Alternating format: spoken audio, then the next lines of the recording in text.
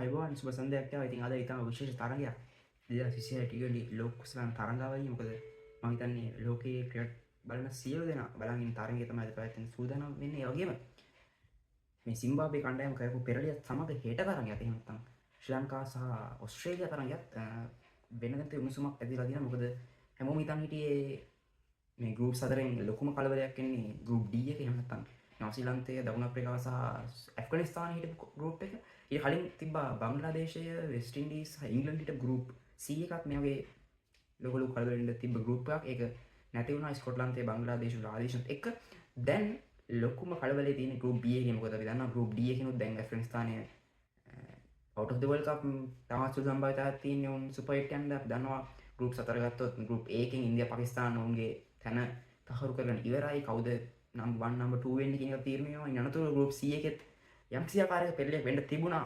ඉංගලන්ත කණ්ඩායම නේපාලයේ නේපාලයේ පරාජයපත් වුණා නම් නමුත් ඔවුන් කිසිව ලකුණු අතරින් ජයග්‍රහණය කරා. ඒ හැරෙන්නට එංගලන්තයට යම්කිසි ආකාරයක පීඩනයක් ඇති වෙනවා. මොකද ඔවුන් බටහිර කොදිව නමුවේ තාමත් අවමාන සහගත පරාජයකට උරුමකම් කිව්වා. ඒ වගේම ගෲප් D එකෙත් යම්කිසි ආකාරයක ප්‍රශ්නයක් තිබ්බා. මොකද ඇෆ්ගනිස්තානයත් හොඳ ක්‍රිකට් එකක් සෙල්ලම් කරනවා. ඒ වගේම නවසීලන්තය, දකුණු අප්‍රිකා කණ්ඩායම් දෙකත් හොඳ ක්‍රිකට් එකක් ක්‍රීඩා කරනවා. ඉතින් මේකත් එක්ක දැන් සුපෝස් දෙකෙන් මොකක් හෝ දෙයක් වුණා නම් මෙතන ලොකු ප්‍රශ්නයක්. ඒ කියන්නේ ලොකු ෆයිට් බෑක් එකක් ඇති වෙනවා මේ ටීම්ස් තුන අතර. දැන් ඒකේ ගැටලුවක් නැහැ. නවසීලන්තය සහ දකුණු අප්‍රිකාව ඊළඟ වටේට බොහෝ දුරට සුදුසුකම් ලබනවා. නවසීලන්තය කැනඩාව හැම පරාජය නොවෙන්නට.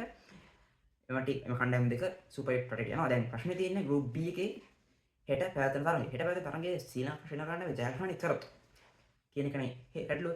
ශ්‍රී ලංකාවේ ජයග්‍රහණය කරොත් නිශ්චිත වශයෙන්ම ශ්‍රී ලංකා කණ්ඩායම ඊළඟ වටේට යනවා. ඒ වගේම සිම්බාබ්වේ කණ්ඩායමත් ඊළඟ වටේට එක්කන් යන්න ලංකාවට බැට් එක තියෙනවා.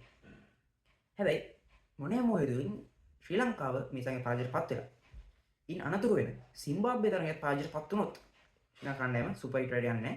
මෙතනින් ඔවුන්ගේ ගමන නවත්තන්න වෙනවා. ඉතින් ඒ තමයි මේ ගෲප් එකේ ගෲප්ස් වල තියෙන කතාබහ. ඉතින් අද තරගයත් ගැන කතා කරමු තව සුළු මොහොතකින්. ඉතින් එකතු වෙලා ඉන්න මගේ මතය YouTube channel එකත් එක්ක. ඉතින් ඔයාලට පුළුවන් ඔයාලගේ මතේ මේ comment section එකේ දාන්න. අපි පුළුවන් යමත් ලස්සන කතා බහක් මේ ක්‍රිකට් ගැන ඇති කරගන්න. මොකද ලෝකෙට අවශ්‍ය කතා බහ ඒ වගේම කන්ස්ට්‍රක්ටිව් විදිහට මම හිතනවා ඔයාලගේ විවේචන, අදහස්, යෝජනා සියලු දේ දායි කියලා. මොකද හේතුවක් නැති විවේචන වලින් කාටවත් වැඩක් නැහැ.